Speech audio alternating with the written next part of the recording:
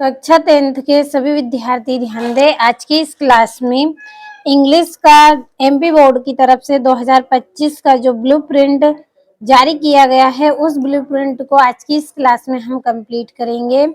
English का आपका जो 2025 का जो ब्लूप्रिंट है एमपी बोर्ड की तरफ से जो जारी किया गया है, वो सभी विद्यार्थियों के लिए दिया गया है, केवल इसीलिए ताकि आप एग्जाम की जो तैयारी है वो इसी के अकॉर्डिंग ही करें।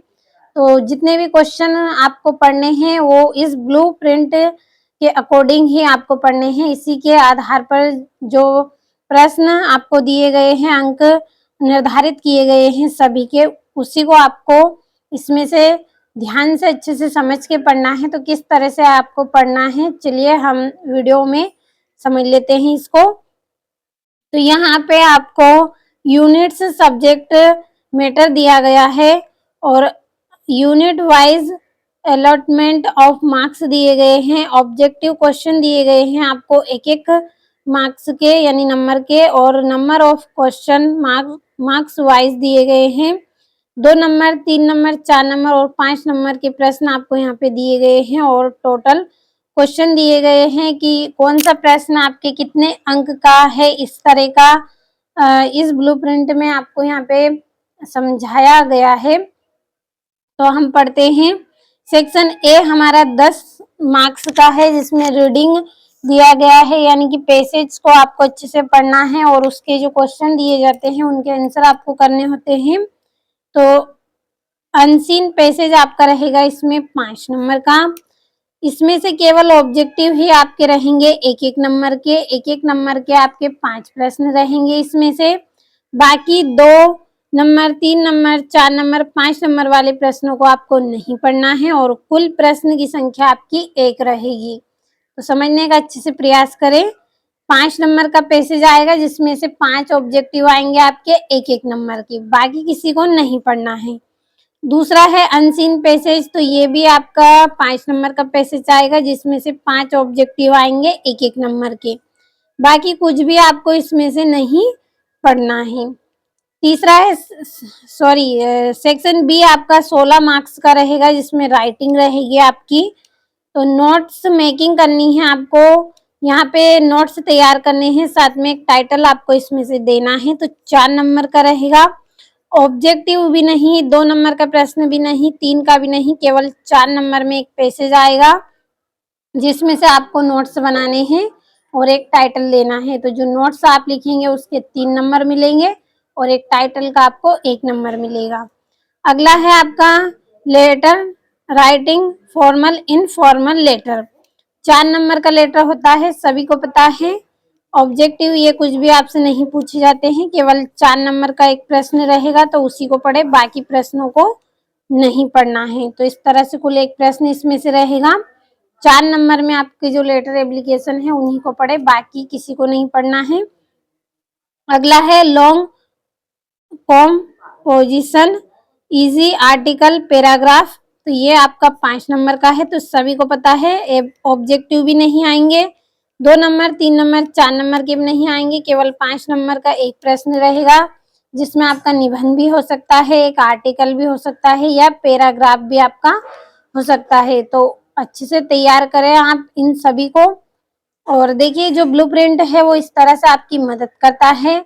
मान लीजिए कोई पार्ट आप पढ़ रहे हैं, उसमें से आपके ऑब्जेक्टिव नहीं आए हैं और आप केवल ऑब्जेक्टिव पढ़ रहे हैं, जिस तरह से ये यहाँ पे है, बाकी लेसनों में है, तो इनमें से रिक्त स्थान, सही विकल्प कुछ भी आपसे नहीं पूछे गए हैं और आप उनको पढ़ रहे हैं, तो इससे क्या है, आपका टाइम वेस्ट हो रहा है।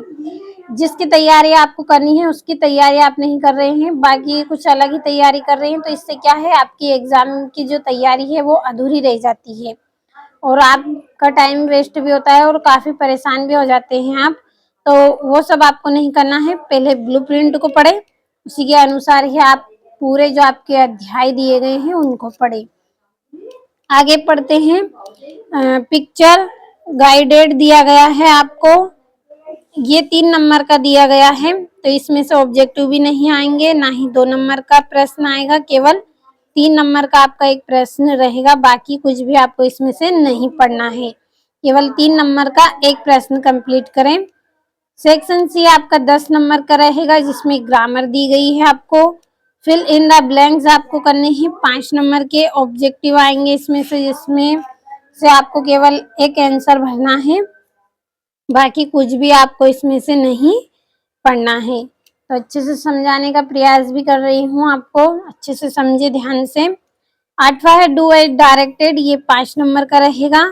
5 ऑब्जेक्टिव आएंगे, बाकी 2 नंबर 3, 4, 5 कुछ भी नहीं पढ़ना है। इस तरह से एक प्रश्न रहेगा। अगला है सेक्शन डी, आपका 39 मार्क्स का रहेगा। टेक्स्ट बुक के इसमें आपके क्वेश्चन रहेंगे, जो आपके 3-3, 2-2, 3-3, 4-4 नंबर के रहेंगे। तो टेक्सचुअल एमसीक्यूज रहेंगे आपके इसमें फ्रॉम फर्स्ट फ्लाइट वाले, तो ये आपका 4 नंबर का है। 4 ऑब्जेक्टिव आएंगे आपके इसमें से, बाकी कुछ भी प्रश्नों को आपको इसमें से नहीं पढ़ना है, केवल आपको इसमें से 4 ऑब्जेक्टिव करने हैं 1-1 नंबर वाले, बाकी कुछ भी नहीं पढ़ना है। इसी तरह से 10वां है आपका extract from prose First Flight वाला। इसी तरह से बी वाला है आपका पोइट्री का, 6 नंबर का है। तो ए बी करके आपके क्या रहेंगे, 3-3 नंबर के रहेंगे। 3 नंबर के आपका ए वाला और 3 नंबर वाला आपका बी वाला, दोनों ए बी आपके 3-3 नंबर के रहेंगे, बाकी कुछ भी नहीं पढ़ना है।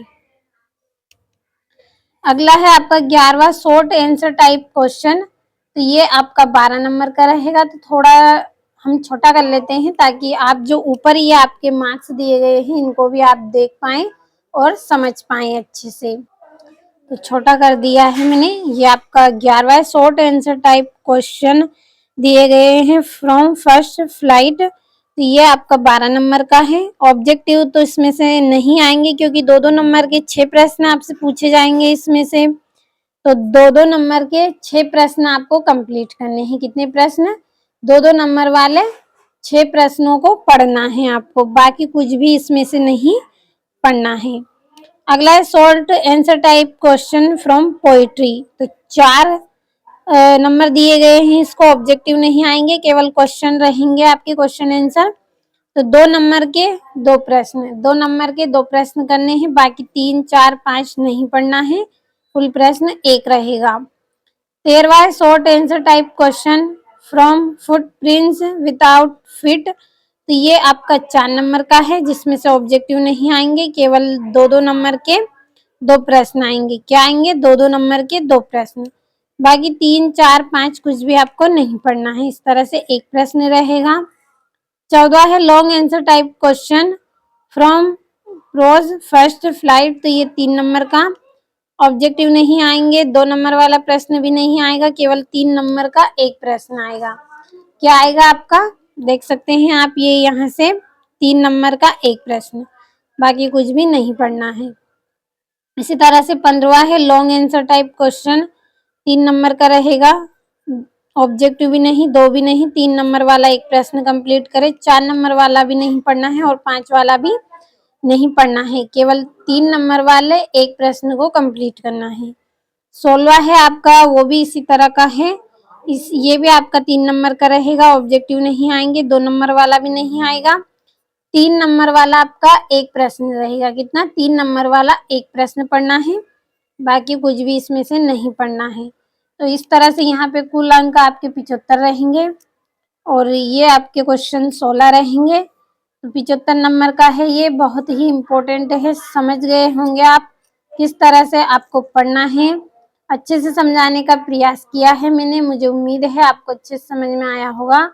तो स्क्रीनशॉट लीजिए आप यहाँ से, 1-2 बार अच्छे से पढ़ ले, अच्छे से समझ ले, और इसी के अकॉर्डिंग ही एग्जाम की तैयारी करें। यहाँ पे आपके कुछ निर्देशांक दिए गए हैं, तो ध्यान से अच्छे से इनको भी आप पढ़ ले, और ये यहाँ से इसको अच्छे से कंप्लीट भी करें।